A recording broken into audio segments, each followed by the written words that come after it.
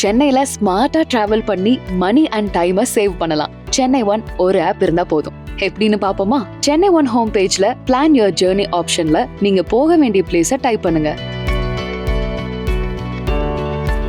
இந்த ஜர்னிக்கு best route bus plus suburban train. அடுத்த பஸ் எந்த டைம்ல வரும்னு நீங்க ஈஸியா பார்க்கலாம். டீலக்ஸ் பஸ் வேணும்னாலும் அங்கேயே செலக்ட் பண்ணி டிக்கெட்டை புக் பண்ணிக்கலாம்.